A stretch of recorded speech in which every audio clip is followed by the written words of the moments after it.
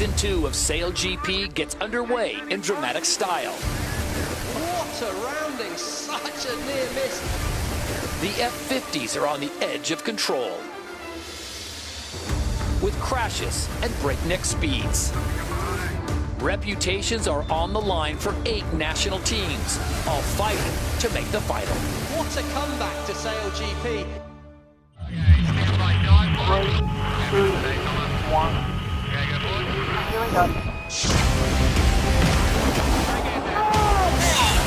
Wing on!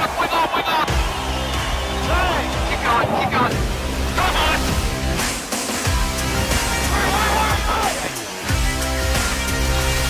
Come on! Hurry up, boys, come on. I love this shot. The final day of racing has arrived as we welcome you to the Bermuda Sail Grand Prix presented by Hamilton Princess. The beautiful Great Sound of Bermuda is the backdrop for what is being forecasted to be a formidable day of racing at high speed. The world's best sailors are prepared to go head-to-head in equally matched boats. But Mother Nature is poised to be the wild card, making today's course both dynamic and dangerous. Alongside Freddie Carr's Stevie Morrison and Allie Vance, I'm Todd Harris. Well, Season 2 got underway in conditions that reinforced and dented some reputations. The Bermuda Sail Grand Prix presented by Hamilton Princess saw one team show their form. It will be the defending champions Tom Slingsby, Australia's SailGP team, taking the first 2 races here in Bermuda. Nice work, boys. Ben Ainsley struggled in the first 2 races, but came back in the third to push Slingsby all the way to the end. What a comeback to SailGP. He's had a year to think about the beating he took from Ben Ainsley in Sydney. That's 3 from 3. What a performance there, and that's high fives, and now well-deserved high fives. But again, we just couldn't really handle the boat well enough, so the Aussies got past us. Frustrated with that, but we've just got to learn from it, work out what we did wrong and come back better. The guys just did an amazing job. My crew on the water and also our guys in the shed working on the boat was feeling amazing. Billy Besson's France SailGP team impressed to shake up the pecking order. What a performance for the French crew. Now on equal points in second with Nathan Outridge's Japanese team. For new helm Jimmy Spittle and his United States team, a solid pair of mid-fleet results and a third in the final race means that they're also a contender for the final. For New Zealand, it was a baptism of fire, ending the day at the bottom of the leaderboard. With 3 teams in the final and just 10 points separating the top 4, every place counts on day 2. Well, today the wind is near the maximum these boats can sail in, so the crews will be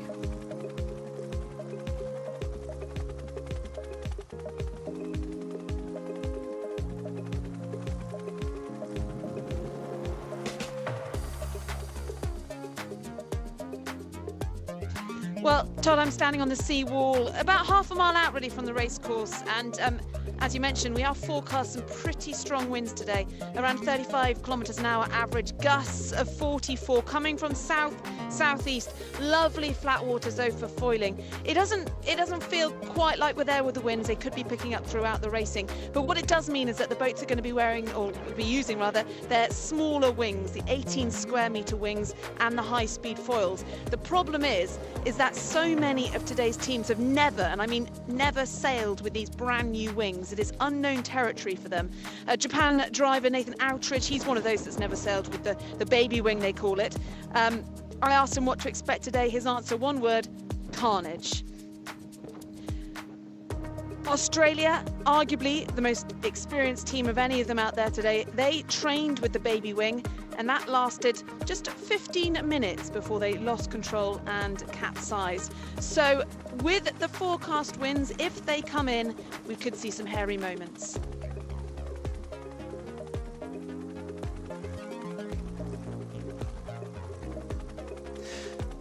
Well, today the wind is near the maximum these boats can sail in, so the crews will be under serious pressure, particularly on 2 specific parts of the course. 8 boats going into Mark 1, the fastest point of the race. One mistake by any crew member could see the biggest crash sailing has ever seen. Expect to see speeds over 93 kilometres an hour as they bear away. That's 50 knots in old money. The next danger zone is the leeward gate. This used to be pretty straightforward, but it's the opposite now. The boats are so fast coming off their downwind drag race, and it's really hard to convert that speed into upwind control. Why is that? It's the 18-metre wing. It doesn't give much feedback to the wing trimmer. He's the throttle man. He doesn't know how hard to push his foot to the floor. He has got to work perfectly with the pilot and the helm. If one of them is out of whack, they can capsize and go for a swim.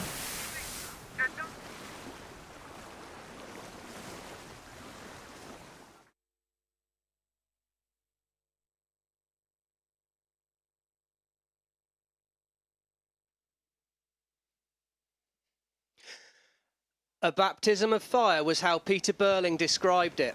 Some teething problems with the hydraulics on board gave them a few control issues, but 2 lasts and a 6th place on the fall from grace for the young Kiwis. They haven't had much time in the boat admittedly, but who has? Questions will soon be needed to ask if Burling, Tuke and Maloney don't start performing soon. A disappointing day yesterday for the Danes. They pulled out of race 1 with a broken bowsprit, and they backed that up with a 5th and a 7th. They've not been in the top half of the fleet at Mark 1 yet. Seahestead and his wing trimmer Tom Johnson need to nail their time on distance at the start today.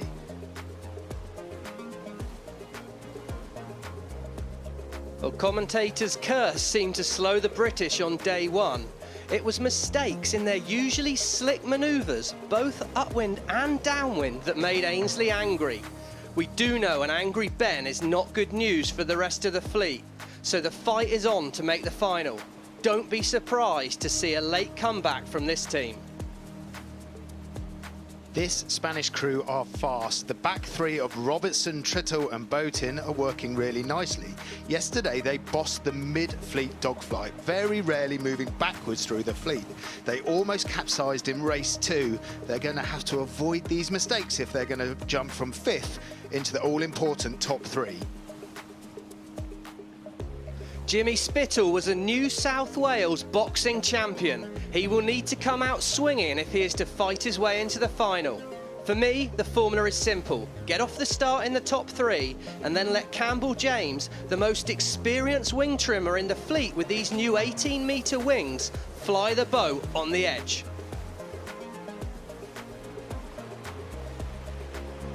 A 3rd, a 2nd and a 5th gave the Japanese the consistent day they were looking for, but they have concerns that they've not practiced much on the breezy boat setup we have today. And there's also a dockyard rumour going round. There's a small bit of internal damage to their starboard daggerboard. Flight controller Bruni is going to have to be at the top of his game today to make sure the Japanese stay in the top 3. Possibly the standout performance of day 1 here in Bermuda was the French. Besson, Macmillan and Morvan visibly gelled during the day. One fine day doesn't make a summer, however, and today will be a true test to see if they have what it takes to secure a seemingly unimaginable spot on the final. Slingsby and his crew bossed the day yesterday. 3 wins from 3 races, and barring a disaster, they will be in the all-important final race of the day. They'll be happy to see that the breeze is up because they dominated a windy event in Cowes in season 1, but they know it's all about winning the final race. Let's have a look at the action from race day 1. The boat's turned down towards the line, and from nowhere Tom Slingsby's found a gap in the middle of the line, and it's Slingsby on board Australia with a beautiful start out of the middle of the line. These F50 catamarans over 80 kilometres an hour. Oh, nearly a capsize on board the British boat there. Ben Ainsley at the last moment spins it inside Jimmy Spittle. Look at the Spanish crew there rounding up at the mark. Have they saved it? Just about. Oh. What a rounding. Such a near miss. French trying to dive in on a gap there. Very tight on board the French boat there. Small crash on board. Could be a sharp jibe for Slingsby. It's going to be really tight. No, he dips behind. Great last-minute decision by Slingsby. It's absolutely neck and neck. And it's another lead change on this upwind leg. He's had a year to think about the beating he took from Ben Ainsley in Sydney. That's 3 from 3.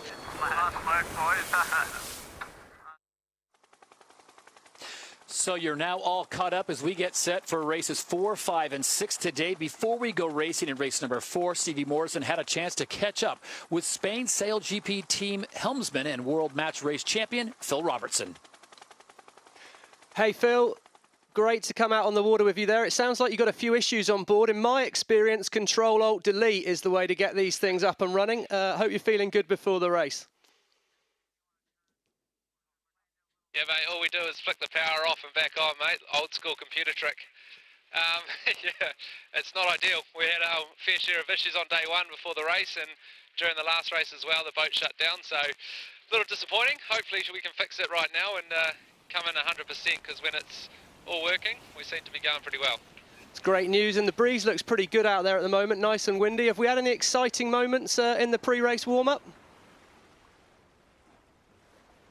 No hairy moments so far, but we've obviously got the little wings on today, and the boat just accelerates so much quicker downwind, so you get a puff and you're off to the races. So it's pretty cool. It's a pretty cool wing to be sailing with. It's a bit lighter than forecasted right now, so up around, we've got 25 to sort of 30 kilometres an hour. Expecting that to get up to 40 kilometres an hour at some stage, so could get hairy then. Phil, well, it sounds like it's going to be a good fun. Good luck, and look forward to seeing you at the front of the fleet. Nice one. Cheers, guys. Well, it's a course fraught with danger and drama today. This first reach is going to be very, very fast. Tight race into Mark 1.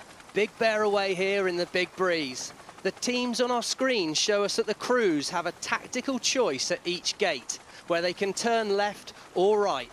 They're looking for the best wind as well as space from other boats. The teams, unable to sail directly into the wind, must zigzag upwind and downwind. This is a chance for the skippers to find the fastest course. Watch out for how the F50 catamarans choose to tackle the rounding of each gate and turning mark. Every crew member has a role to play, and communication is crucial. It's fast and furious, but every point will matter as we fight for a place in the final. And a great chance to see the wind there. 32 kilometres an hour, not quite as windy as forecast, so these crews are going to have to adapt on the spot. Does look gusty though, a lot of opportunity out here on the racetrack, but I think it's going to be all about which crew can adapt quickest and find the fastest settings on the boats.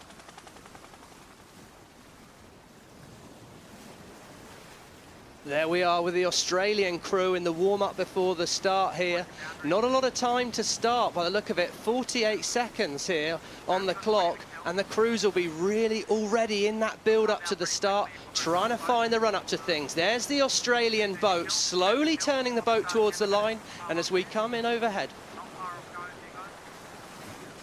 So there's the course as we get set to go, now down to 30 seconds in the pre-start. And Freddie and Stevie, this is key, especially with the wind that they're dealing with today. This start will be absolutely crucial, and we can already see the British crew up on the foils. 18 seconds to go till the start. It's the British crew of Ben Ainsley. He's pressed by Tom Slingsby, and they're coming into the line with just 11 seconds to go. Once again, this end of the line, the Spanish and Phil Robertson controlling the situation. Phil Robertson looks to have timed it well at the top end of the line. It's going to be tight. He looked early to me. Penalty Phil Robertson over the line early. He must drop back behind the fleet. Slingsby now. He's away from the line there. He's got to get Phil Robertson out of the way as they dash towards mark number 1. Spain OCS. Target behind France. And this will be a critical point in the race. They talked about the high winds and how tricky it is.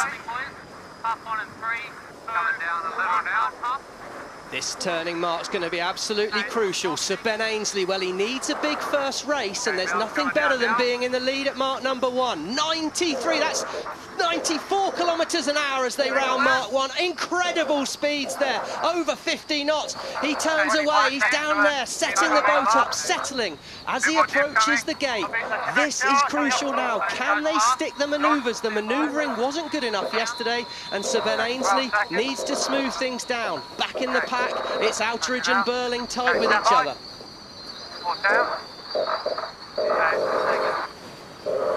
Right, static. Go dog, right, my wheel. Heard the transfer there, Ben Ainsley handing over to Ian Jensen, the wing trimmer. They have to swap roles in the boat there, and not their best work on board the British crew. You could hear Ben Ainsley say, go pop, go pop. He's talking to one of the boys on board about when to pop the wing, the all-important moment to power up on the new jibe. Upstream. Good. Okay, the crew's now preparing for this bottom mark.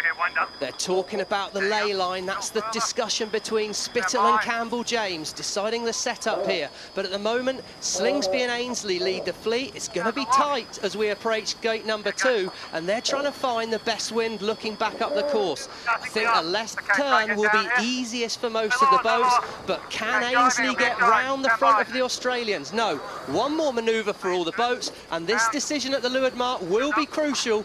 It's all about executing a good jibe here for Ainsley and the boys.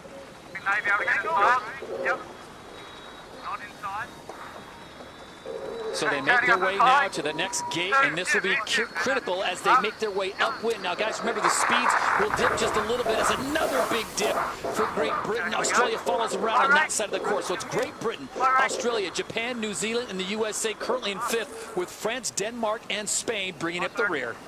It's a tight rounding there, and we can see Australia very close to the British crew. Ben Ainsley must keep clear of Tom Slingsby here. It's tight at the front of the fleet, and it's tight in the middle of the pack. Jimmy Spittle up to 3rd place, and great to see the Kiwi crew back fighting hard after a few issues there.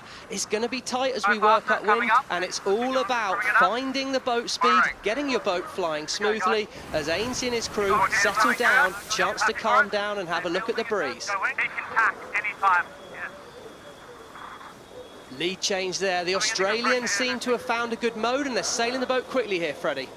They are sailing the boat quickly, and they've stepped up on the hip of Great Britain here. This is going to make the next manoeuvre of both these boats very important. The Brits are going to get out to the boundary and get boundary coverage first. They'll also be on starboard, so they're going to be getting very, very close to each other out of the next manoeuvres. Well, you could see the numbers on the boat there. It's a 20-metre lead for the Australian, but the most important thing I'm seeing is a 4 kilometres an hour speed advantage to Slingsby. That's Slingsby, Langford and Waterhouse working out how to fly this boat quickly. They've got to work together. Ainsley won't like that. Control with Australia at the moment. Hear the frustration from Ainsley there.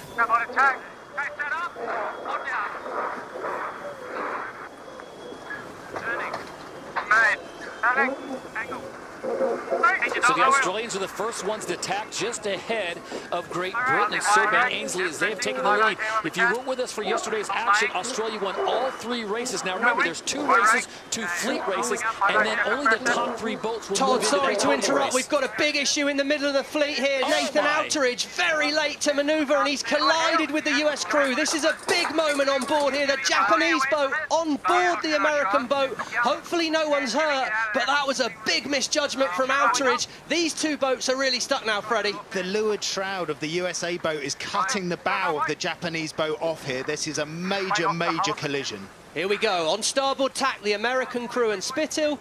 Coming in on port, Nathan Outridge had to keep clear, but misjudges it. Have a look at that shroud, Freddie. It's like a cheese wire through cheese there. Unbelievable, making light work of that carbon fibre bow. That is a good chance that'll be the end of the Japanese day, but we'll have to see how they get on in repairing it. Wow, what a moment out on the water there, Freddie Carr. That was spectacular, but let's get back to the race now. Let's hope those 2 boats can keep care of themselves. But in the lead, still, Tom Slingsby approaching the ley line. Ainsley has control, though. When Slingsby tacks, it'll be Ainsley with the right-of-way, and Slingsby's going to have to work something out here. Yeah, don't worry about it. Actually, hold here. Coming up. Tight cross, here we go again, Ainsley has the right of way, Slingsby must keep clear. Surely a protest there from Ainsley. The Australians did not have coverage by being in the windward mark either. I would expect a penalty to the Australians here. We'll have to wait to see what the umpires say. It's already on the top of the mast, Freddie. Penalty for Slingsby. He has to drop back behind Ainsley. Very quickly resolved here as we head off downwind. In the background, the Kiwi team up to third place. Great move from Burling. Can he find his way through? And at the moment, out the back, Billy Besson, well, he's clawing his way back into the race at over 30 kilometres an hour faster than the Kiwis. What a speed difference. Fourth place is the French team, but it's Burling and Took in third at the moment. Can they burr the boat away? Stand by. Stand by. Stand by, that's Ainsley telling the crew to get ready for this board drop. The board goes down onto the lock. He spins the boat. Now look for the wing pop. There's the wing pop, the land on the new angle. Really hard to land the wing there. Go, tight rule moment. Ainsley on starboard. Slingsby must keep clear. Ainsley has to spin the boat to stay clear there. What a dramatic moment there. Ainsley keeping clear. Too much there from Tom Slingsby. Big mistake, and he could have seen that coming. But anyway, it's not cost him too dearly at this stage as the Australians fall off the foil in the background. 77 kilometres an hour for the British, and the Australian crew on two hulls at only 44 kilometres an hour. Big gain for Ainsley. He needed to deliver in this first race to give himself a chance at the final. Wow, that guy knows how to deliver when it counts. And while the racing goes on, you see the Americans and Japanese boats just now making their way up on that leg 3 as everyone else has moved down to leg 4 of 6. This is a race between the British and Australians right now. It's a tight race. Good jibe by the British on leg 4 here. They've got one more upwind leg, that's all. So at the moment, total control to Ainsley. Only 2 kilometres of this race left as they head back upwind. It's about 4 or 5 minutes of sailing. So great control for Ainsley. And how are we seeing as they sail the boats, Freddie? I'm looking at the jibes on this downwind, and the Brits have extended with their jibes. Both of their entry speeds into the jibes at 80 kilometres an hour. The British bottom speed is 60 kilometres an hour, and the Australian bottom speed is 40 kilometres an hour. The Aussies are losing in the manoeuvres right now. Well, we did see a terrible jibe on that leg, but at gate 4, it's the British crew of Sir Ben Ainsley in the lead, a commanding, dominant lead. And behind him, Tom Slingsby. Well, the boat doesn't look as smooth as yesterday. These are ominous signs for Tom Slingsby. Still looking good to come round in second. Oh, capsize on board the US. Jimmy Spittle and the crew there. Let's hope they're all okay. But that's another ramification. What a race Spittle's having here. Disaster for the US crew. Here we come back on board. Look at this. They're just cruising around and they're just clearly having a problem. The wheel stuck down to leeward there and the boat just blows over. Wow. Ramifications from that first crash. But let's get back out onto the race. Often these boats are so hard to control at low speed, and that's what we saw there. You take your eye off the ball at low speed and it's easy to flick it in. Well, we're back on the race now, Todd, and it's looking good for Ainsley at the moment, really good. Tom Slingsby top of screen in second, but it's Peter Burling and Blair Took in third place at the moment, sailing the boat nicely. Let's watch their tack. Pressure slide here, should be fine for 1 and in. Just want to keep on the lean angle at the moment. That was a bad tack. Looks a lot better. New Zealand looks a lot better than they did yesterday, guys. Remember, they got a 6th place, an 8th place, and an 8th place in the 3 races yesterday in day 1. Yeah, sorry to interrupt you there, Todd. That was a really not great tack from the New Zealand crew there, showing they've still got some teething issues, but look how smoothly the British are sailing their boat here.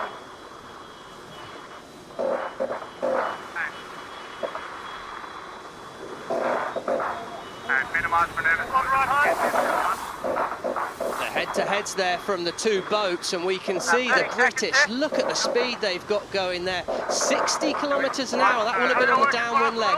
Great moment for the British crew, flying the boat really nicely, and they just look a lot calmer on board. The communication between Ainsley and Jensen seems a lot smoother and calmer than yesterday. This is leg 5 of 6, and we're within 500 metres of this final gate, final turning mark to the finish. Looking very good for Ainsley now, Todd. Well, what started out as a 8-boat race is now down to 6 after the collision between Japan and USA. It is Great Britain out in front, Australia in second, and Spain sitting in third ahead of New Zealand, France, and Denmark. Well, there you go. You saw a perfect tack there, Todd. Beautiful work. And Freddie Carr, lovely to see the boat handling so good from the British crew after looking a bit wobbly yesterday. Yeah, clean today from Ainsley and his boys, and also very clean today from New Zealand. They've obviously spent the evening looking at the data coming off the other boats, and they're matching their wing and foiling setup to the British.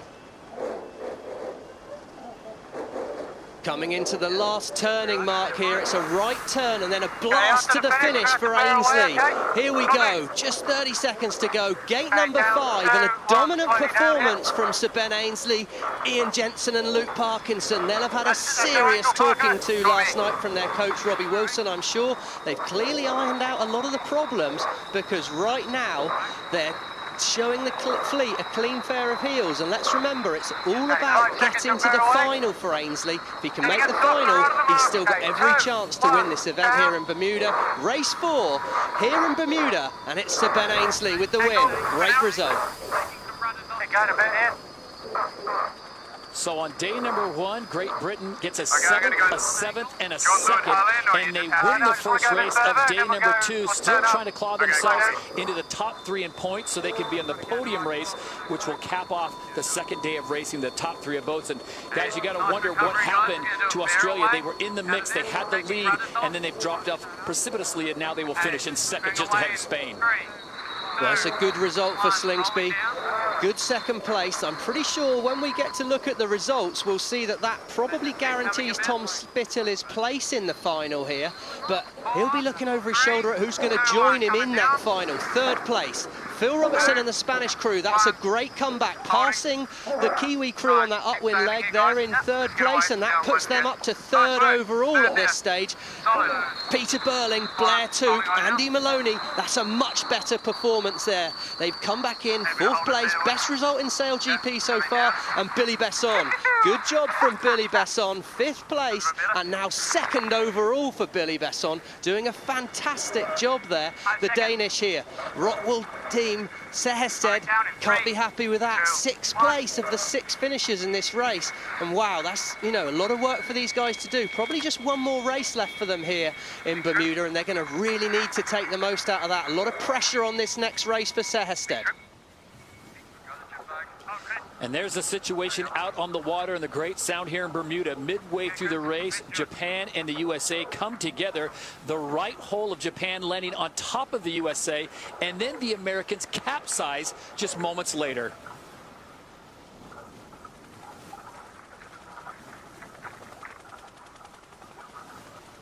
But it's Great Britain SailGP that wins race number 4. Congratulations to Sir Ben Ainsley, the 5-time Olympian, 4-time Olympic gold medalist. They bounce back in a big-time way here on day number 2. They had a lovely start, Todd, and then just kept it simple. The Aussies put them under pressure, but we saw on that 2nd downwind the British jibes were superior to the Australians, and they sailed away.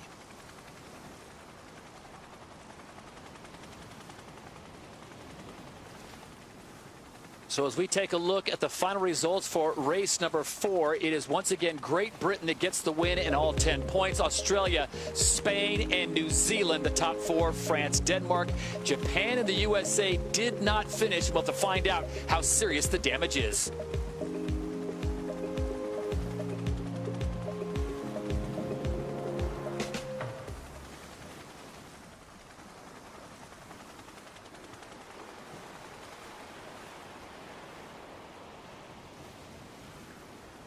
Hi, Ben. Can you hear me out there on the water?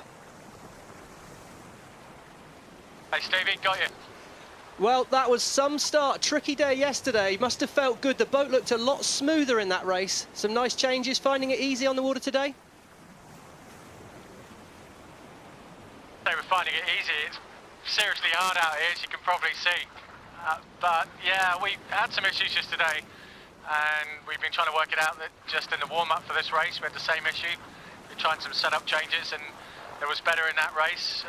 You know, as you saw yesterday, we're having some problems with our manoeuvres. So yeah, I think hopefully we've got on top of that. We've certainly got it better, and that made a big difference.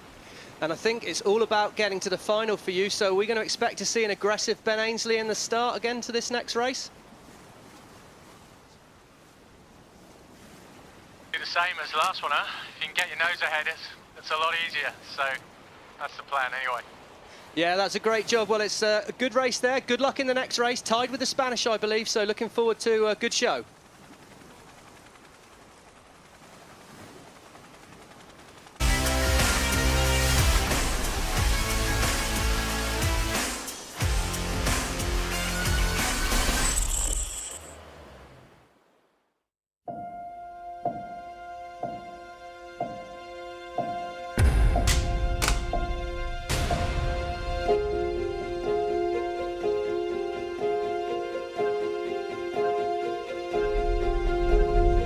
SailGP, you've got the best sailors, fastest boats, it's intense pressure. Everyone's got the same gear and it will come down to the best team on the water. The inaugural race of SailGP, a seminal moment as the event is launched in one of the most iconic settings of all, here in Sydney Harbour as they race around Shark Island.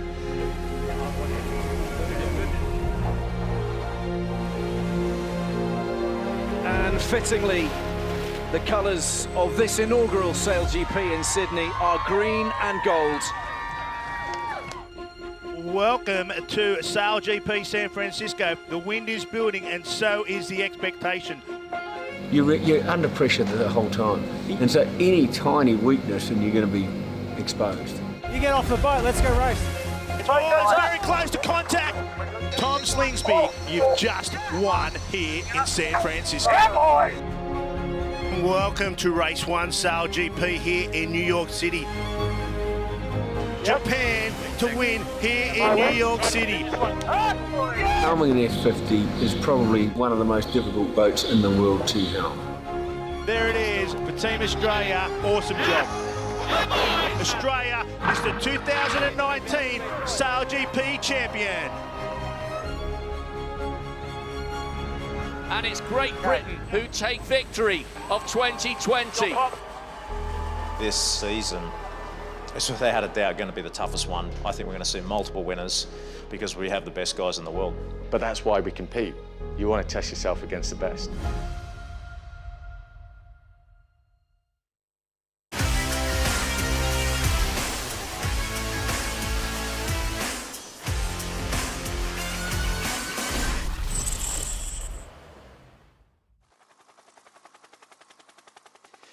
So there's a situation in the Great Sound of Bermuda. Team USA literally dead in the water after a collision and then the capsize situation. So we're trying to get word to find out if everyone's okay, but it looks like the boat has sustained some damage as we take a look at the points. After the 4 races that have taken place so far, Australia way out in front after winning the first 3 races yesterday. They pick up a second today and a 39. And Freddie, you got to look at France and Great Britain, the big movers on that 4th race. Yeah, exactly, Todd. Australia are home and hosed. They're in the 3-way sail-off, the 3-way final later on. France, Great Britain and Spain, they're going to be fighting it out for 2nd, 3rd and 4th. If Japan can get back out racing, they'll be in the chat too. And Australia and the USA exactly the same. Unfortunately now, Denmark and New Zealand can't qualify for the grand final.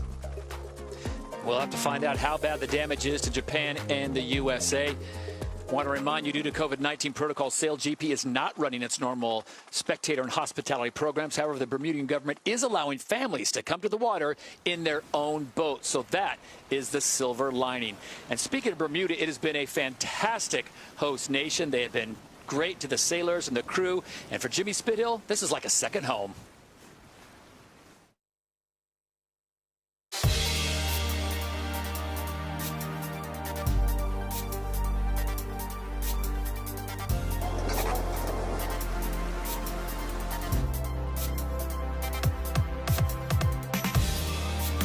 Oh, it feels great to be coming back to Bermuda. I made a lot of lifelong friends, as did a lot of my teammates that lived here.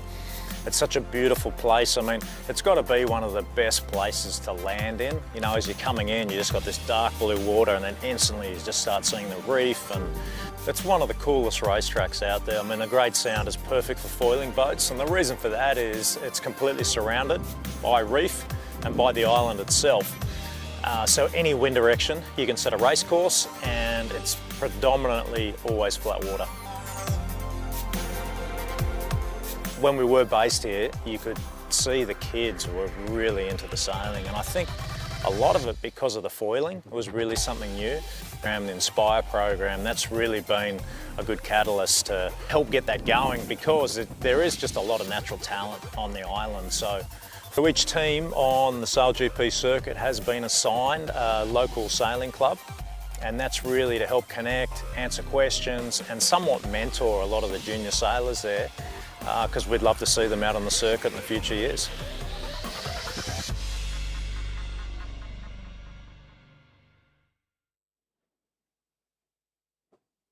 Well, we're on board Japan here, and we saw that big incident in the last race there. We can see water being pumped out of the hull.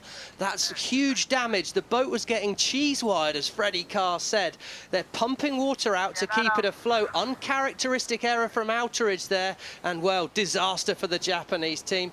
And here we go, on board with the USA and Jimmy Spithill, somewhat the innocent party in that collision upwind. He had the right of way on starboard tack, but disaster. No steering wheel. As we look to the right of the screen at the back of the boat, lost his steering wheel, clearly going to make things difficult. But here we go. We're in the middle of race 4 here on this upwind leg. There on starboard tack, it's Jimmy Spithill, and wow, the Japanese boat coming in on port there, and they just lost control, misjudged the tack, and it spun up. Look at those crew. They're big lads there, trying to get the boat off there. The shroud just cutting through, and again, on board with Ben Ainsley there. He was on starboard tack here. It's as if everyone's forgotten their rule book a little bit out on the water today, because there's some pretty basic errors. They're fundamental rules of sailing. Well, of course, some big problems, and there's Jimmy Spithill. He's had problem with his steering, turning the boat. Look, you see, struggling to steer the boat. Rudder won't turn, and it just blows over. That smaller wing sail is still a big wing sail, 18 metres high, and unfortunately he got it at the wrong angle, steering wheel not working properly, and well, fortunately everyone's okay. As we see the boat righting here, it's towed up, a very choreographed move. You bringing the boat upright there safely. There's water in the boat. It's struggling with the steering wheel broken there. Jib flapping, but as you can see, well, there was a lot of highlights and a lot of lowlights for some crew in there, as we've only got about a minute until this next start, and unfortunately the Japanese won't be joining us. So an 8-boat fleet race has now dropped down to a 6-boat fleet race as the USA and Japan are out. And that opens things up. Remember, the final race of the day will be the top 3 teams. And guys, this is going to be a pivotal race if you want to make that top 3. Well, I think the important thing to remember here, Todd, Australia, they have booked their ticket to the final, but Great Britain, Spain and France, it's all on between those 3 boats to find a place in the final race. It's all about the final. Japan and the USA will not be racing, unfortunately. 20 seconds to go. Well, he's been practicing his starts between races. So Ben Ainsley to the right of screen as we look at it, up and foiling with 13 seconds to go. That looks a great position to me. He's being pushed back by Slingsby, but who's timed it well? Besson at the top of the line falls off, but it's Ainsley towards the bottom end of the line, and the Kiwis, it's tight at the top here, watching out for the Spanish, no room. Oh, big incident there. Surely a protest on the Spanish crew, forcing his way in there on Besson. This is the battle for the final unfolding before us. Big mistake by Phil Robertson, and a penalty. Barging water at the top there, didn't have room to come in, and that's a big mistake as the Kiwis streak away in first position as we head towards Mark 1. So Ben Ainsley in second place. Penalties, this is the umpires. Penalty Spain, double penalty Spain, double penalty Spain. 3 penalties to Spain. Turned out at mark number 1, and in the lead, well, Peter Burling and his Kiwi team very close for second with Great Britain and Sir Ben Ainsley. Falling off the foils, Tom Slingsby, but at the moment, in 5th and 6th, it's Spain and France. They're at the back of the pack. No good for those guys at the moment as they jibe away. Besson jibes in 5th. So the penalty finally cleared for Spain. They can go back to full race mode. It is New Zealand that has the lead ahead of Great Britain and Denmark. Australia down to 4th, then France and Spain. And guys, the wind really similar to what we saw in the first race, so we'll see how that plays out. But Great Britain seems to have found the sweet spot on this course. Well, we've got Freddie Carr keeping us across the results. What does this mean for the final at the moment, Freddie? Right now at the final, this is great work for Ainsley and his crew. He's got the 2 boats that he needs to beat behind him in terms of the French and the Spanish. And right now he's got the Australians wedged in between them as well. This is exactly what Sir Ben Ainsley wants to see coming into the first leeward gate. And there's been a lead change. He's moved into the leads there, Sir Ben Ainsley. When he jibes onto starboard, the black boat from New Zealand must keep clear. The advantage lies with Ainsley at the moment, and the crews are planning for this bottom gate as we speak. I like the right turn last time. Freddie keeps it nice and simple, finding space, and here goes Ainsley manoeuvring the boat.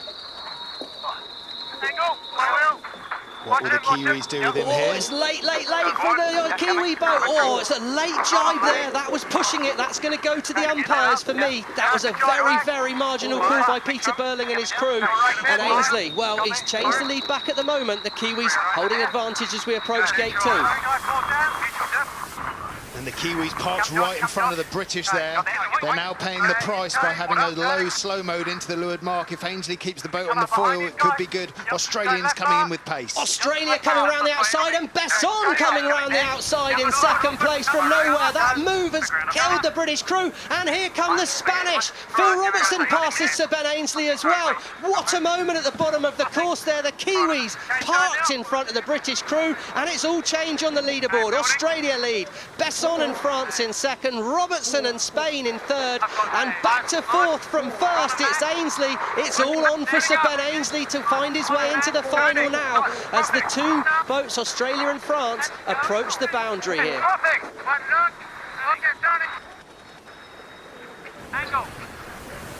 So as it stands right now, French would qualify on 38 points in second place. Spanish would be on 35, but 1 point back is the British on 34. So the British need to leapfrog the Spanish to get into 3rd place and into the final here in Bermuda. And that all leads up to the podium race. Top 3 make it into the final race of the day. Look at that low body position there. That's Tom Slingsby. His eyes are all over the place. He's looking for wind.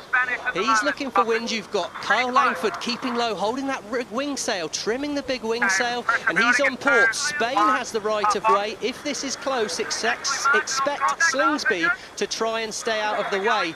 What a dramatic moment here. We're on leg 3 of 6 at the halfway point in the race. Starting to run out of time for the British crew here. Ainsley's been on the back foot before, though. What can he do to find a way back into it? Tight cross with Spain and France. Besson played it safe. Sensible move from Besson there.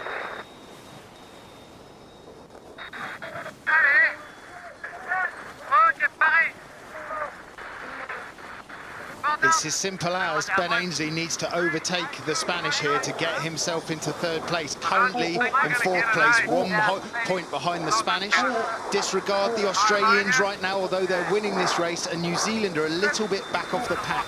The race is between the French, the British and the Spanish. Been a lead change there, Freddie Carr, as well. The Spanish, you said it before the racing, you thought they were fast when they were in space. They are sailing fast now, and if I'm the Spanish boat, that's all I'm thinking about. Sail fast, sail free, and I should be able to keep myself in a good place. As we see at the moment, Sir Ben Ainsley heading out towards the left of our screen, trying to find some magic out on that side. Maybe a good wind shift to shorten the distance he has to sail, maybe a bit more wind to sail faster. But right now, the Spanish look very good. That was Phil Robertson on board there. He's talking about after this tack, Slingsby will be on starboard. He's saying, I need to watch out for Slingsby after the tack.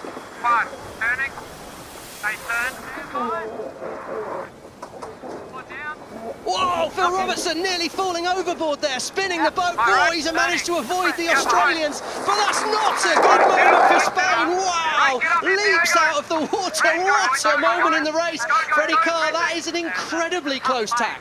Phil Robertson almost fell over. The grinder fell in board. Will that be the manoeuvre that sends them from 1st to 4th and then out of the 3-way final? Where are the Brits?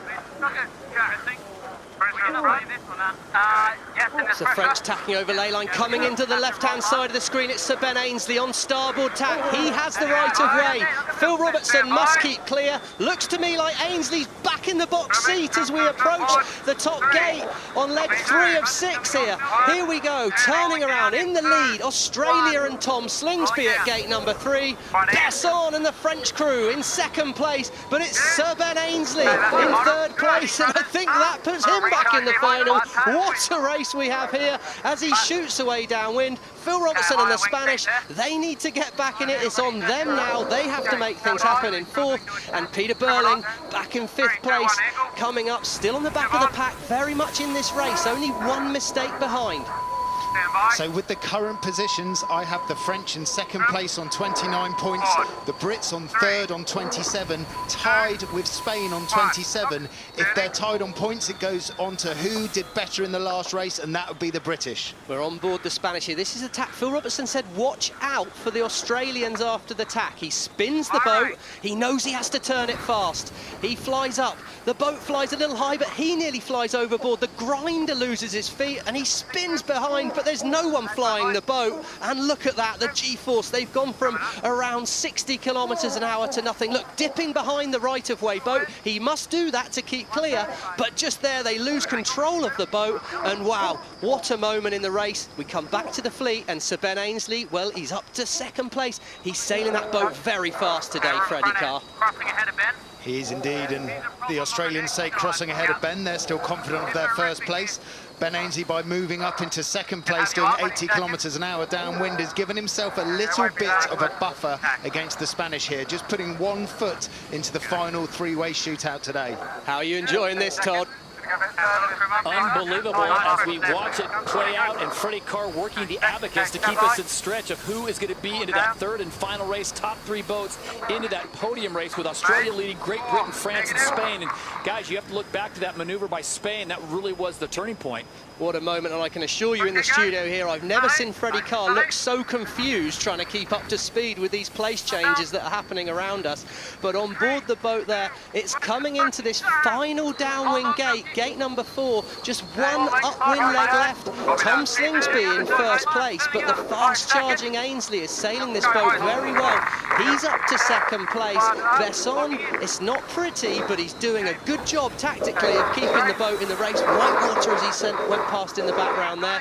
He's in third, and it's Phil Robertson. He needs to make something happen on this final upwind lend, but the wind to me looks quite even across the course. No huge obvious gain. There's shifts in it, there's gusts in it, there's opportunity to progress up that course faster than another boat, but there's nothing obvious.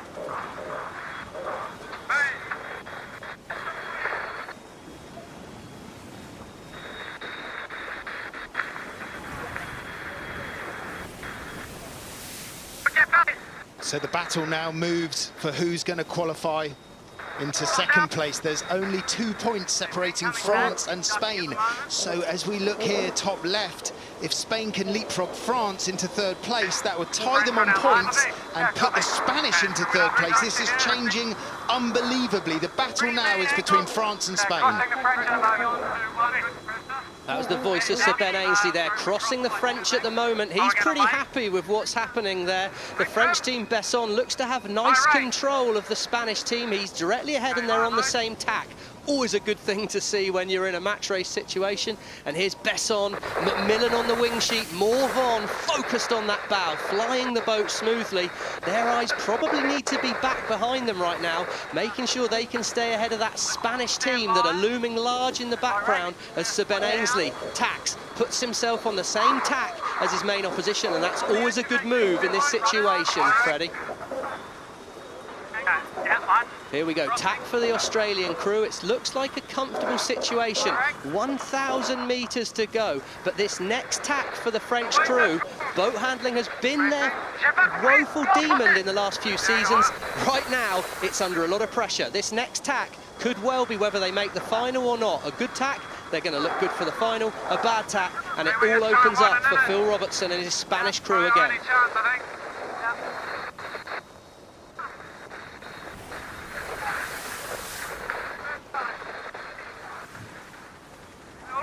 the second last leg, just 800 metres until that final turning gate. And actually right now what I'm seeing is Billy Besson sailing faster than Sir Ben Ainsley, and he's actually neck and neck with the British. Watch their tack.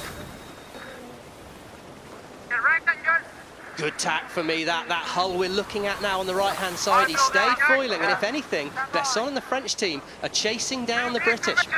Talk about attack under pressure. We critiqued them yesterday morning, saying their manoeuvres weren't great. They needed to nail that manoeuvre, and that is one of the best tacks they've done to keep them in the hunt and 1 foot in the final 3. Yeah. It's tough. I don't think he's playing. Come on. Fuck. Well, great chatter coming off of all the boats right now. Australia leads. They've already punched their ticket into the final race of the day with the top 3. It's Great Britain, France, and Spain really having to fight for that 3rd and final position. There's 2 tacks left for the French, 2 tacks left for the British here. We can't see the Spanish. They're off the right-hand side of the screen. They're going to be hoping for a bit of magic, a good wind shift or a big gust of wind. The French, oh! Fly out of the water. What were we saying a moment ago about the manoeuvres? Shocking tack when the pressure really came on there. Have they been able to hang themselves on, stay ahead of the Spanish? Ainsley, it's not great, but it's good enough in second place for the British crew. They're inside that yellow circle. They own that yellow circle. No, they've come out now. They have to watch out for the French crew coming in here, and there's the Spanish at the back of screen. Ainsley, that's messy. Oh, that's close with the French. Potential penalty and close with the Spanish. This is tight as we come to the finish. The French, they heel over. Ainsley looks like he's clear in second. Looks like he's going to get himself into the final. He's coming in. There's Ian Jensen there. I haven't got any wing sheet. The British crew doesn't have much control. And in the background is Robertson. He's on a charge. Is he inside Besson as he comes towards the finish here? This could be for a place in the final. Wow. Sir Ben Ainsley in second place. And the French again lose control of the boat on the way to the finish. In 3rd place, Phil Robertson. Where did he come from, Freddie Carr? Coming down. We're not sure. Freddie Carr's not sure on the results at the moment, Todd. That's too close, too late. What a moment in the race there. Robertson diving for the finish. Unbelievable moment. Besson in 4th. And I've got to say, Freddie, how do you see it? I was never the best at maths at school, and that was some high-pressure maths. I believe that Phil Robinson on board the Spanish boat didn't quite do enough by 1 point. I believe France and Great Britain and Australia are in the final. France and Great Britain on 36 points. The Spanish 1 point behind. But like I said, I was never the best at maths. Let's check that out for real. Fortunately, we got some more intelligent people than us out there, Freddie, and we should get a clarification on that very soon. That has to be one of the most dramatic races before a final that I think I've ever seen, Todd. What a finish. A complete drag race to the finish between Great Britain, Spain, and France. And everyone, I think, was waiting to see if there were some penalties to be dished out, and that would have changed the final results. There was penalties all the way through there, Todd. That was so tight, and there was pressure on manoeuvres like we've maybe not seen before, and we saw people both deliver and crack under that pressure. It was Ben Ainsley who was in such a good position, but wow, it was tight, and there's the French. Bit of a debrief. It's going to be interesting to see how they've ended up on that result sheet.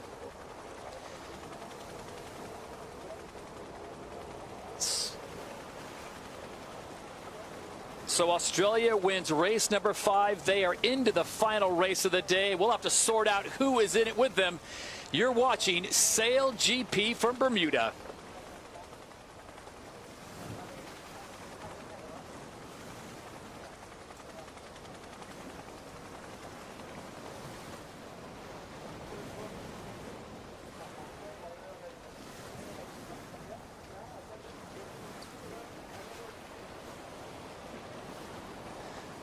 So just waiting for the math to be put down, guys. And I tell you what, I think there was going to be some penalties or some protests because that last 20 seconds of that race was amazing. But here it is, race 5. Slingsby gets the win, the 10 points to go with it. They were already into the final race of the day, the podium race. Great Britain, what a comeback for Ben Ainsley. Spain checking in at 3rd, just ahead of France as they pushed Billy Besson just on the outside, but did they do enough? 8 points them, 7 to France. Denmark finishing in 6th, just behind New Zealand.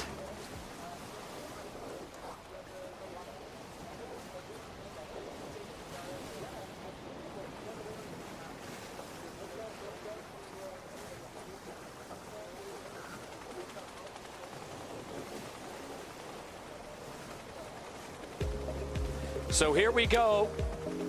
The results after 5, it is Australia that is in with 49, Great Britain in second. You see the tie with France, 1 point clear of Spain, who will just miss out. So the day is done for Spain, New Zealand, Denmark, Japan, and the USA. Great final race between Australia, Great Britain, and France.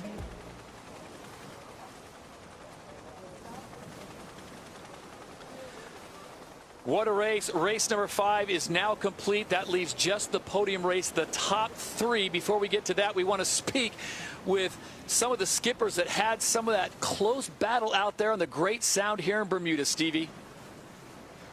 Bonjour Billy, ça va mon ami?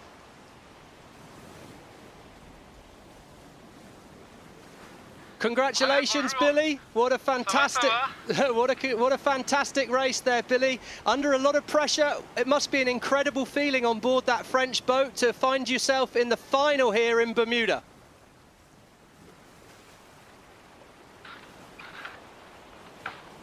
Yeah, I'm really happy to do that, and you know, every boys on board learn a lot each day and each minute on board, so it's really nice. So we are very, very happy to be on the final race in Bermuda. And of course, Billy, now it's very possible for you guys to win. So what is your plan? We see all-out full attack from France in this race?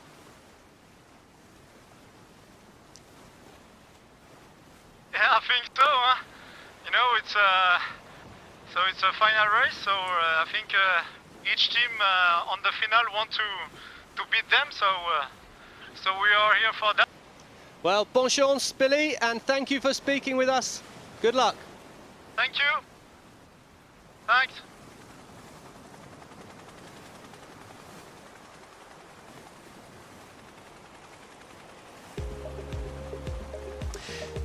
So it will be Australia, Great Britain, and France in the final race of the day, the podium race. And what a performance. Australia has looked so good, winning 4 races of the 5. Great Britain with a cool, really cool, strong comeback in the end to get themselves in, tied with France. And for Phil Robertson of Spain, just missing out by 1 point. An amazing showing by all of them. And what a great showing to kick things off here on Season 2 of SailGP. At SailGP, our ambition is to be the world's most sustainable and purpose-driven global sport. We are powered by nature, the ocean is our racetrack, and our platform allows us to accelerate change for a better sport and a better planet. There's several things we set out to do. First of all was to create a better sport, a sport that was more entertaining, more widely followed, and also more inclusive. The Inspire programme aims to fast-track diversity and inclusivity in our sport and develop a pathway for young athletes into professional sailing. Each team this season will race for purpose with a partner to deliver impact. 4 teams start this race for a better future in Bermuda. Making more impact than our carbon footprint, we're helping to fight the climate change battle by being a climate-positive sport. We want a world powered by nature, like our F-50s, a world powered by wind, sun and water, by accelerating the transition to clean energy. We have a real opportunity to change attitudes and to help actually work with people using technology to create solutions.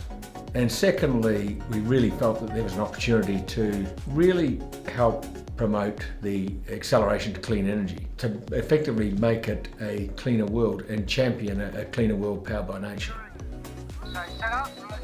We've become the first climate positive sports and entertainment property, which we're very proud of, and it can be an example to other sports to follow.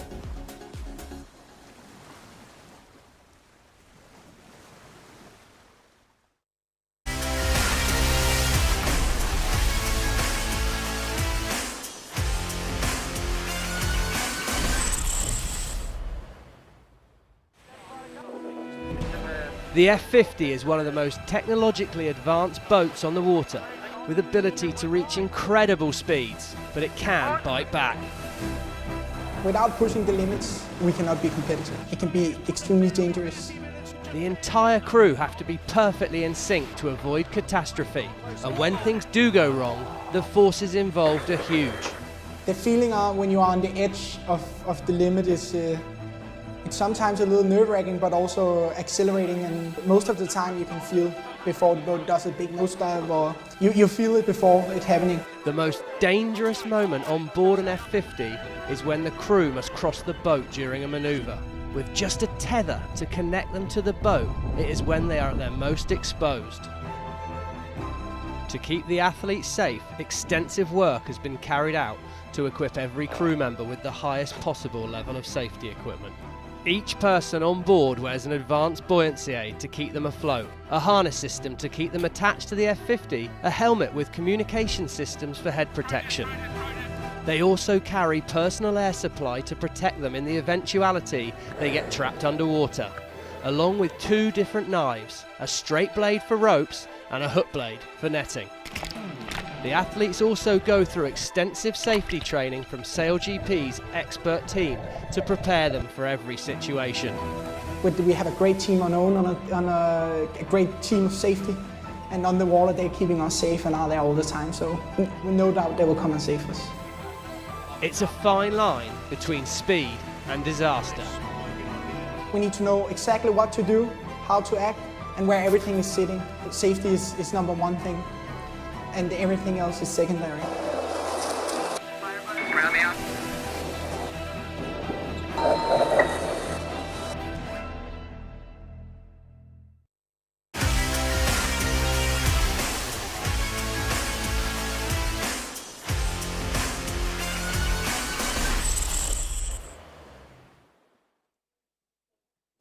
Two races down, 1 to go. This will be the podium race. It'll have Australia, Great Britain, and France, as they have earned the right to be into the top 3, and we're less than a minute away. So Stevie Morris and Freddie Carr, this is a moment where you can kind of catch your breath. Now that you have the entire track to yourself, just 3 boats doing battle, how is this going to change the strategy as we come up on 35 seconds to go?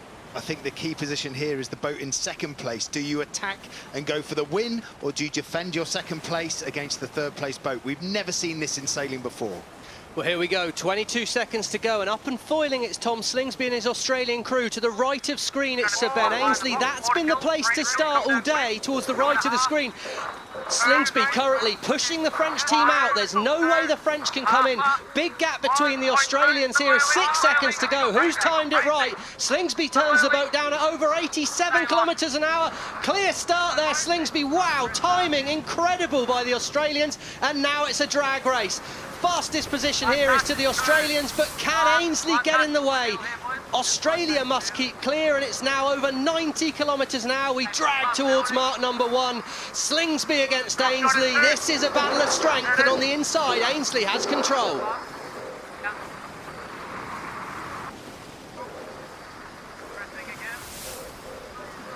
What a shot that is there.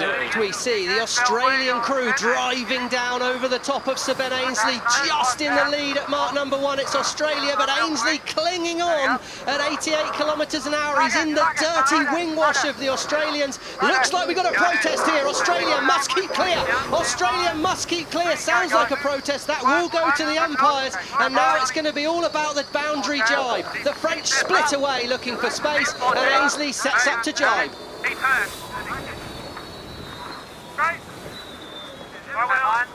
Simo jibes on board the boat. What an incredible job by the British there to stick in that really hard position in the wing wash of the Australians, and now they're doing the same bit back to them. They're putting their dirty air on the Australians, and the French are sailing clear and free. When you've got someone blocking your wind like that, it's almost like having your fuel pipe squeezed. There's just not the same power getting to the Australian rig, and that's showing up at the speed there. 82 kilometres an hour for the British crew and just 78 for Australia, and we have a lead change there. Great Britain flying highest, 1 metre above the water. We'll look more at that later, but the higher you fly, the faster you go. And Luke Parkinson, the Wild West Australian, loves flying these boats on the limit, and right now the British boat's on the edge, but look at the speed they're getting from that.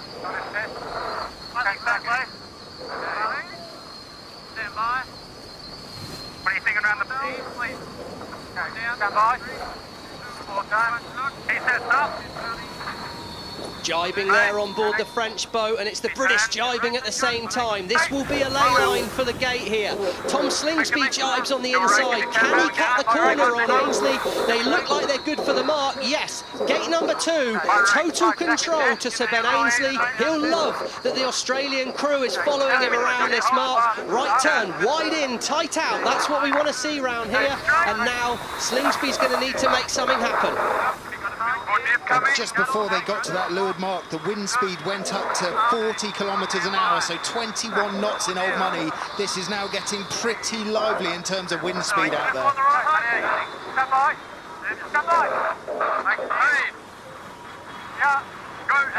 Australia first to tack away there, and he's quickly covered by Sir Ben Ainsley. We wondered how this race would play out. Ainsley clearly seeing it very much like a one-on-one race with Australia at the moment, with Australia France 160 metres behind.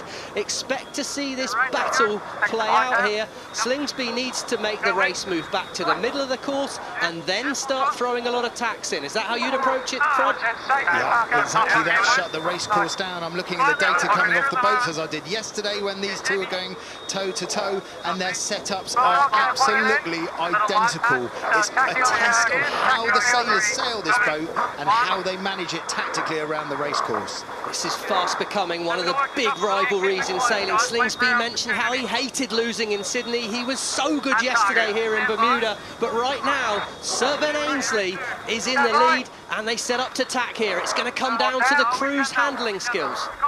And this could be an opportunity for the French to get out of phase with these two boats. They're locked in third place now. Do something different. Try and shake it up a bit. Try and get a gold or silver medal from Bermuda.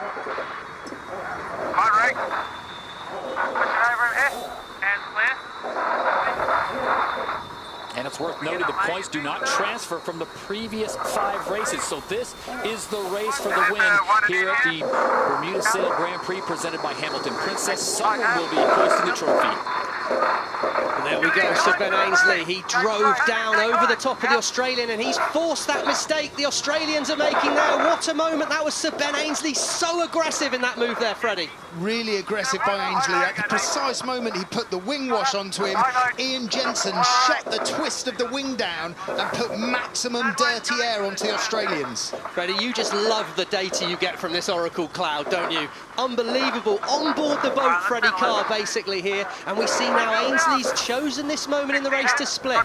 He must be confident that he sees more wind, because giving Tom Slingsby on the left of the screen there that much distance, that's a chance for the Australian to find different wind and a chance to get back in the race. High risk for me here from Ainsley.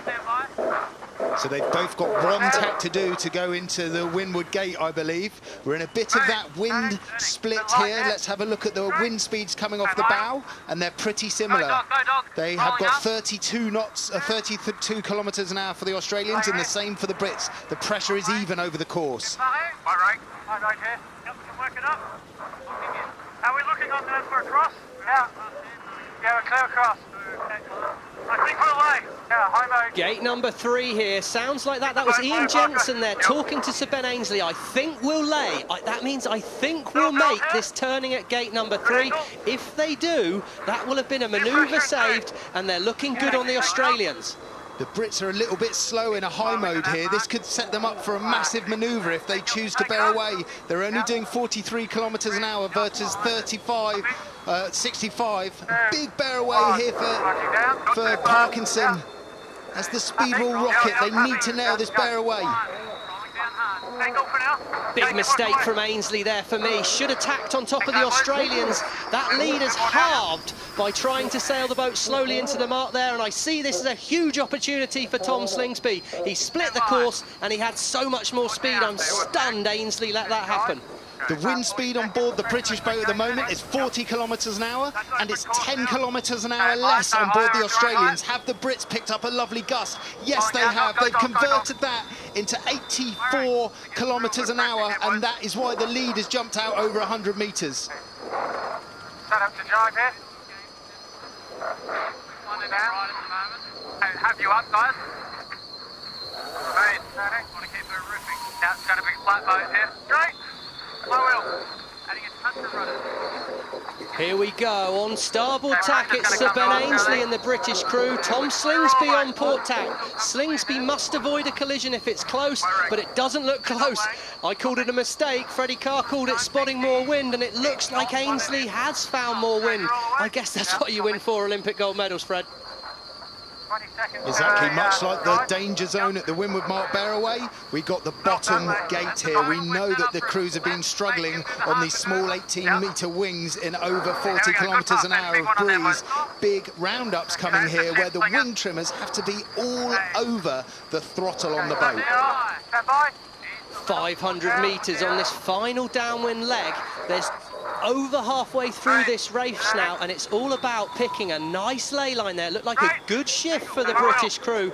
My wheel, that's Sir Ben Ainslie. He has to pass over control of the boat to Ian Jensen to cross the boat. It's such a team effort here, and it's going to be tight as we come into the gate here. We're looking like Sir Ben Ainslie. He's clear ahead. Comfy lead for Ainslie. Will turn left. Splitting the course will be Tom Slingsby, and this sets up another opportunity.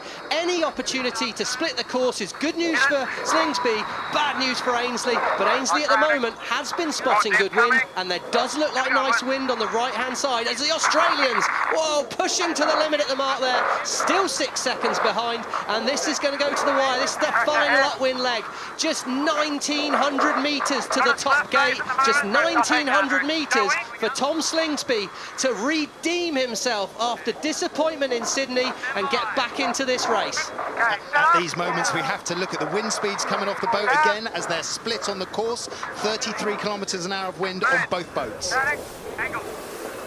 Good news for Ainslie for me there then, Freddie, because it's going to be starboard tack advantage with the British boat. 86 metres ahead, it's very, very tight. There's no room for error here in your boat handling, but at the moment, Ainslie in control, and he's stretching out. That number's jumping up. He has a nice angle there. He's sailing a shorter distance to the next mark than the Australians. A good wind shift means he's progressing up the course fastest at the moment, and that's all that matters right now. Ainslie will love that. Can the French and Billy Besson find something to get back past those Australians with just this final upwind leg to complete?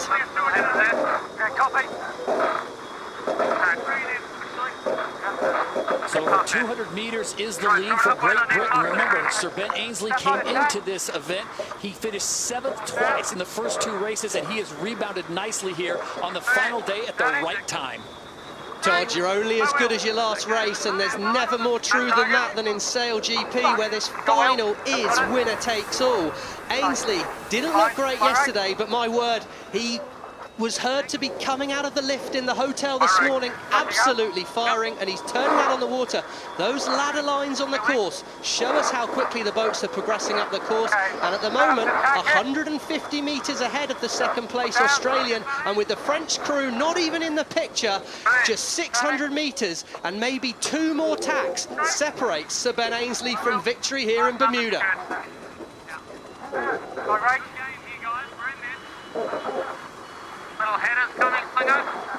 The Brits are doing the simple thing here, keeping themselves in between their main competition, the Australians, and the next mark.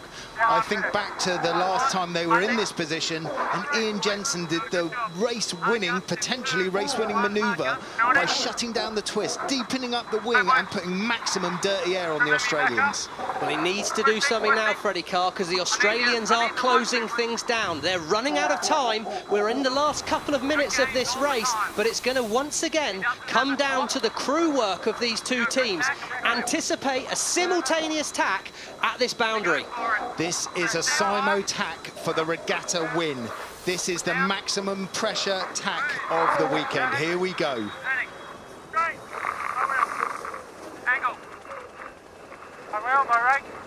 Great tack there from Ainslie, great tack there from Spittle. It all depends on the ley line. It's now a chance to shut it down. Slingsby is going nowhere, but at the moment, as we approach the last mark, it's Sir Ben Ainslie shutting the race down.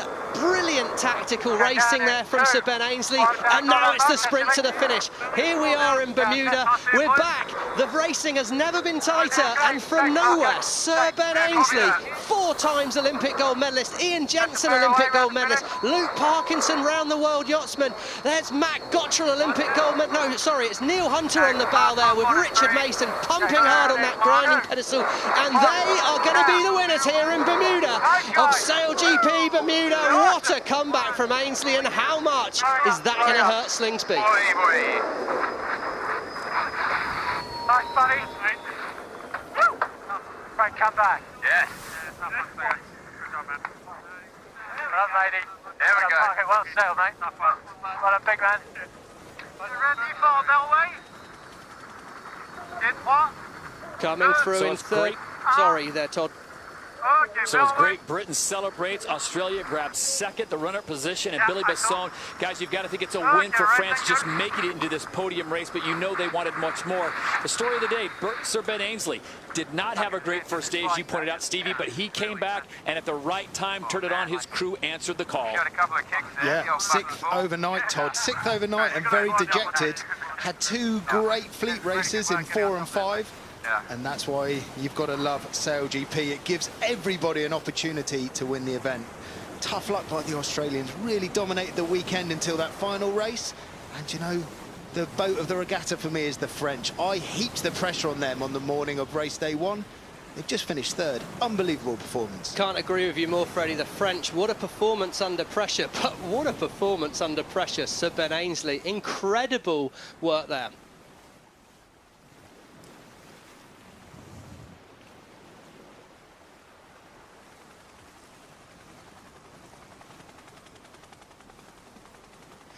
Hi Ben, how are you doing? What a comeback today. You're only as good as your last race, and it wasn't a bad last race, was it, mate? Cracking race. That was awesome. That's what we want to do it for, you know, go up against these guys in conditions like this. It was just perfect. And I've got to give huge credit to the team, because we really struggled yesterday, as you probably saw. We worked hard trying to analyse what was going wrong with Rob Wilson, our coach, and Hannah Mills, who's been out here helping us as a female athlete. So big team effort. And it's the big man Neil's birthday, so we thought we'd better sign off on a good note. Yeah, that's right, Neil Hunter's birthday, so I'm sure you'll enjoy that later. Seemed to be very much the sailing equivalent of the rope-a-dope yesterday. You really didn't look your normal self, so interesting to hear what Robbie Wilson would have said to you overnight to get you back in the game. You have to ask him that, but yeah, it was. We weren't our best yesterday. We had a few issues with the setup of the boat. To be honest, still not perfect, but we just dealt with it. The guys, you know, Parko in particular, flying the boat when we weren't 100% in terms of control.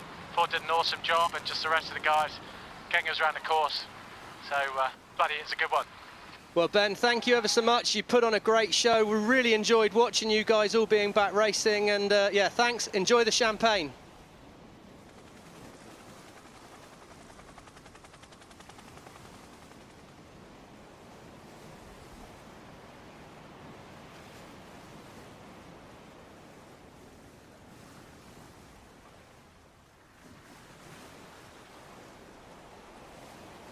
Hey Tom, great to join you out on the water. How are we feeling after that final? Pretty hard race, I'd take it.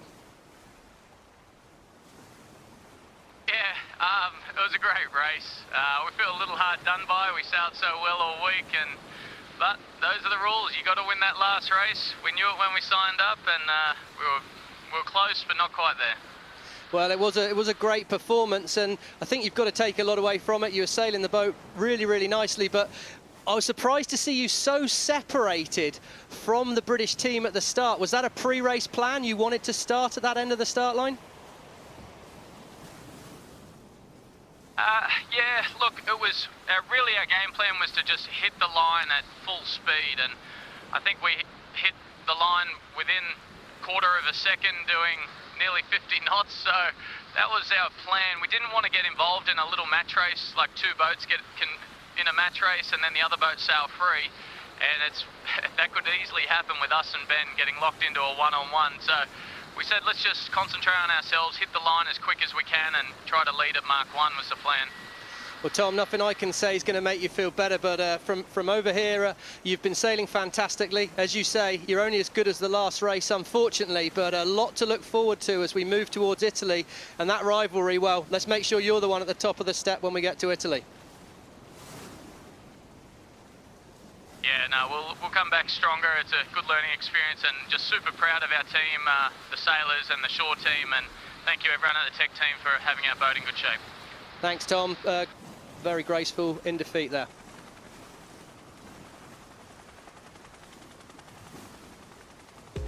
So we'll take a look at the final results.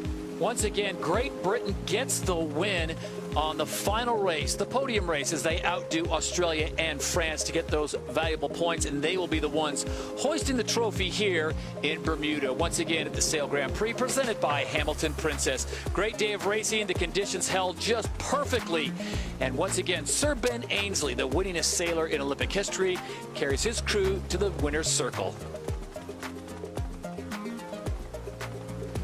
Spain had a good run, but they came up just short, and Japan and the USA having their collision. That video will go viral. Well, here we go. Looking at the start here of the final, and we talked about that separation.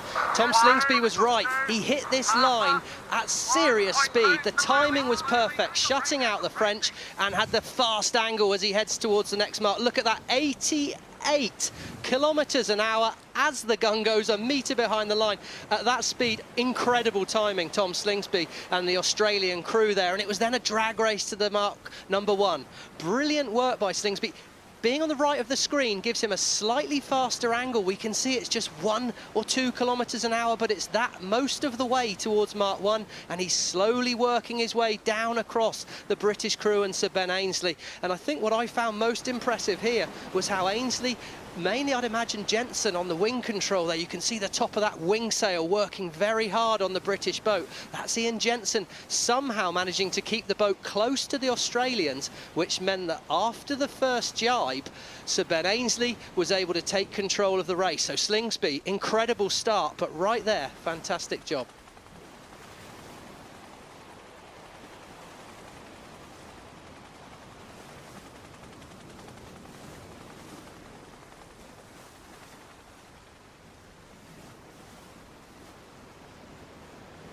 So now the celebration begins, and because of COVID, they'll do that out on the water as Great Britain's SailGP team celebrates with Sir Ben Ainslie as they come from behind. Not the best series for them. Remember, race #1, they finished in 7th. Race #2, they finished in 7th. It was not until race #3 until they got themselves into a good position when they finished in 2nd place. But they did what they had to do on the final day, picking up 2 wins out of the 3 races, and most importantly, picking up a big win in the podium race. 6th position overnight heading into today, but Ben Ainslie, known as the comeback king, certainly got out of bed the right side this morning. Credit also, the boys have mentioned it, to Robbie Wilson, the coach. He influential, of course, and he must have had some pretty magic words last night to get his crew all sorted. But also credit must also go to the shore team, because each of these boats, they have a huge crews that are watching from the boat sheds, and they put in so much work over the last few weeks to make sure that these boats are really ready for these sailors. So it has all paid off, the hard work by the shore crew, and indeed that team sitting on the British boat. There'll be much celebration, I'm sure, amongst the crews. And it makes all that hard work worthwhile as they can now celebrate, spending very hard days training, getting ready with weather that changed seemingly daily. You look back at what we had earlier in the week when it was thunderstorms and wind and rain, and then there was a day with hardly any wind and bluebird skies and sunshine, and then today a little bit of a mixed bag. But as they brought out the smaller wings, they were getting their opportunities to sail that, something they haven't been able to do at the start of the season. So kind of a baptism by fire, Hallie, as you look at what they were able to do today with new gear.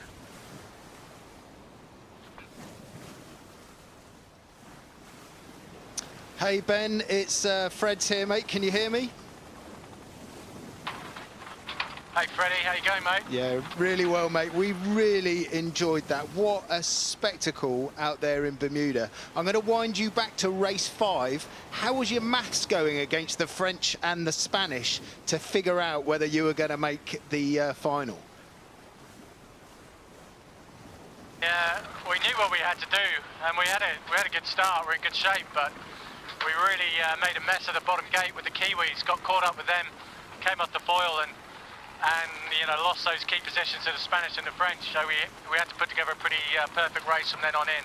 Thankfully, we managed to get past and just about do enough, but yeah, it was close. And let's wind forward to the final, mate.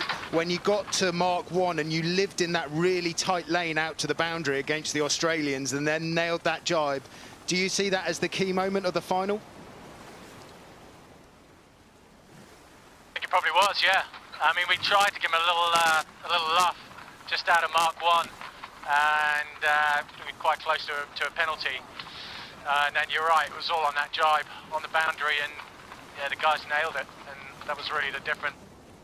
You know, there's a few tough moments from then on in, but again, the guys just sailed the boat really well, really solidly around the course, and it was a great race.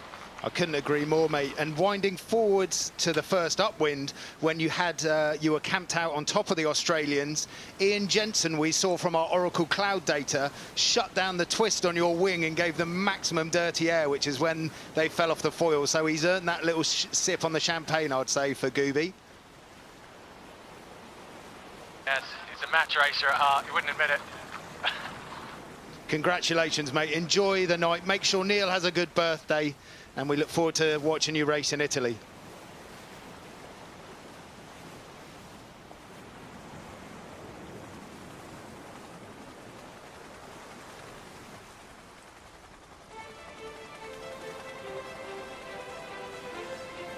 So the racing has come to a conclusion as we take a look at the schedule going forward as Great Britain wins Bermuda Sail Grand Prix presented by Hamilton Princess, and they carry the momentum now on to Italy.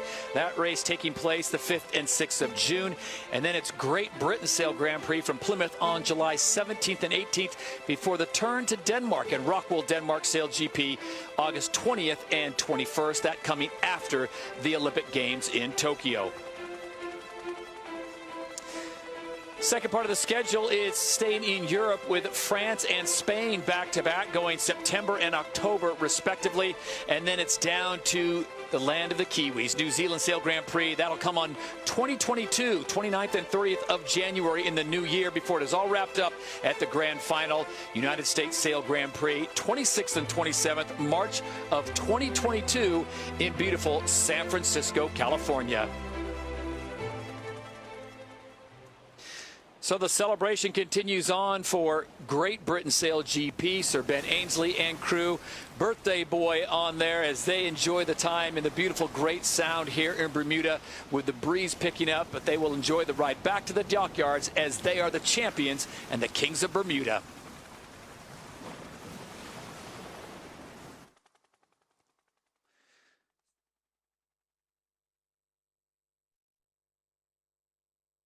You see how this all plays out. Does Australia come back strong? Will Great Britain be as good as they were in Bermuda? And can Japan and the USA recover? So on behalf of Stevie Morrison, Freddie Carr, and Allie Vance, I'm Todd Harris saying so long from beautiful Bermuda. We'll see you next time in Italy.